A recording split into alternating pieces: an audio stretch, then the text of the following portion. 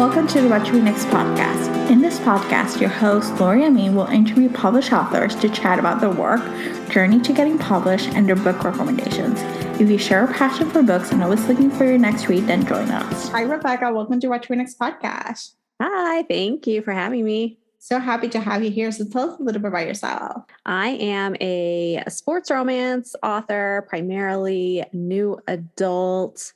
I've been publishing for about 4 years now. Yeah. So I got a question. Are you a fan of sports? Like, which one's your favorite sport? So I am. I'm a huge sports lover. It's kind of like the first few books I wrote weren't sports romance. So I sort of found it. And then once I found it and I started writing it and like people were responding well to it, I was like, oh, well, this makes sense since it's like my two loves, reading, writing, and sports all combined in one. But it wasn't something that I set out to write. Like it never occurred to me, I guess, to write sports romance specifically. Yeah. Any favorite sports? Do you tend to go for basketball, hockey, or you just equal opportunity? You just love every season, have something to watch?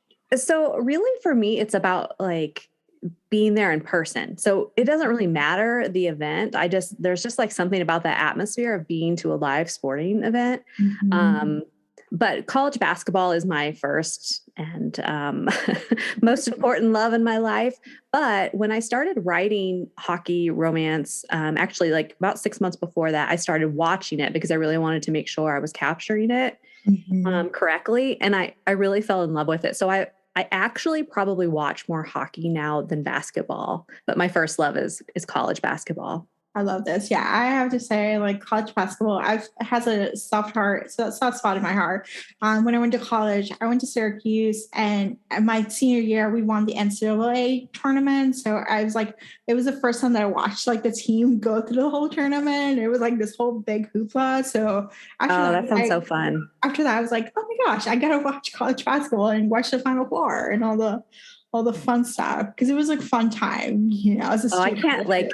I love that. I didn't go to a college like that, like a big college where sports was a big thing, but I would have loved it. Yeah. All right. So let's chat about Wildcat. It's a spinoff from the Campus Night series, I guess, because we were still following the hockey team, but it's a professional hockey team, right?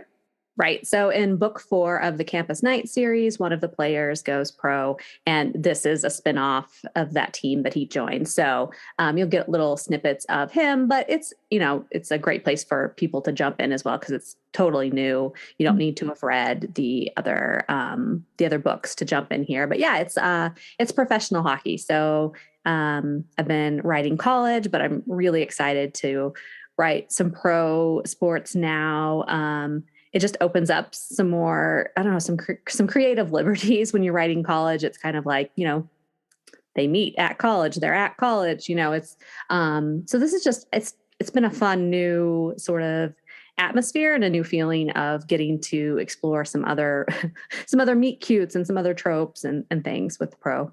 I love this. And so what can we expect from the series? Are you going to have like a little bit of everything, just a touch of hockey, different meet cutes, different tropes? What can we expect?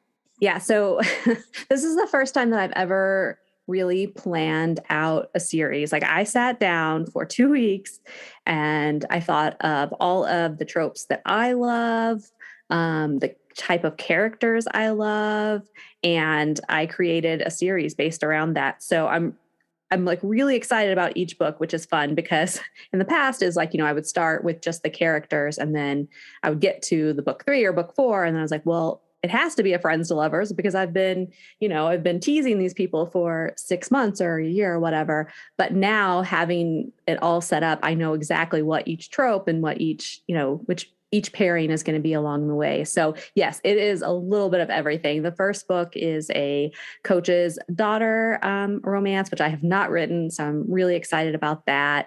But there is a little bit of everything. And it's 5 books is what I've planned for now. Oh, this is so exciting. I love this. So we got 5 books. That's great. Let's talk about what has sparked joy over the past couple of years. Because I know it's been crazy. We've been at home. We've lived some traumatic times, but there might be something that just sparked joy, whether it's books, whether it's writing, or whatever it is that you have found. Yeah, I mean, I think so in addition to everything that was going on, that was when I became a full-time author. So I quit my day job and started doing this full time. And, as an author, you're just sort of, you're even more so sitting by yourself, writing, by yourself. So I joined some different author groups, whether it be, Zoom or Slack or Facebook chats. And that has brought me so much joy, just like chatting with other people. It feels like I have coworkers in a time where, I really don't, but people going through the same things as me. That has really, I didn't realize how much I liked like having coworkers and people to chat with throughout the day until I was stuck at home with no one to talk to. And like, it's not really a pandemic thing. It's just, this is my life now. Yeah, I know. It's so weird. I work remote now, so it's the same thing. It's where like I'm being by myself. I don't have coworkers, I have to seek out those experiences. And it's just like it's a whole new world, Right. And I'm pretty introverted. I don't need a ton of it. Mm-hmm. So I thought like it didn't seem like a big deal to me because I also I worked remotely before in my other job, but I still would get on calls and I would have Zoom calls and things where I saw people and I had just that little dose of interaction, which is really all I need. I just need a little bit of human interaction. Yeah, I love this. So share some book recommendations. Which books do we recommend our listeners to pick up? Oh man, I've read some good ones lately. I spent last year not reading as much. And then this year I was like, no, I've got to read more. So I just picked up the Seven Husbands of Evelyn Hugo. I know I'm late to the party. Everybody was screaming about that earlier this year, but I finally started it and I am loving it. She has such a great writing style that I'm really looking forward to reading her other books as well. The other series that I am loving right now is I'm listening to it on audiobook, but it's also available on Kindle and paperback, is Jana Aston's Christmas collection, Reindeer Falls collection. I'm doing it on audiobook with Aaron Mallon as the narrator. And it's just so good and fun and lovely. And just, if you need a holiday book recommendation right now, those are perfect. Yes, I love these recommendations. And she came out with 3 new books this year. So, so there's like 6 in total. So, right. So it's like, it's enough books to get you through, that. Yeah. Holiday romance fix. Holiday romance fix in a Christmas town, because Reindeer Falls seems like the perfect Christmas town to spend Christmas time. So it does. And the one I'm listening to right now, she's like a holiday cop. And it's I read that one. Yeah. It's just, I'm like, I don't know how she comes up with these things. It's so clever. And I'm loving it. Yeah. The holiday cop was like a nice touch. She'd be like, you're going to find for not decorating your house. I'll just stand there. Right. There's a game plan to how to decorate. I'm like, oh my gosh, so that's awesome. Tell us where we can find you online. So I would say Instagram is the best place to find me, to like interact with me. I also have a Facebook reader group. I pop in there. I have a website. I peruse TikTok. I don't make very many TikToks, but Instagram is probably the best place to find me. Awesome. Thank you, Rebecca, for being on the show. Yeah, absolutely. It was so much fun. If you enjoyed this podcast, feel free to share with friends, subscribe, rate, and review the show. This is the easiest way to support the podcast. Today's episode's partner is Libro FM. If you're an audiobook listener, then you should add Libro FM as your go-to source for paid audiobooks. Libro FM makes it possible for you to buy audiobooks through your local bookstore.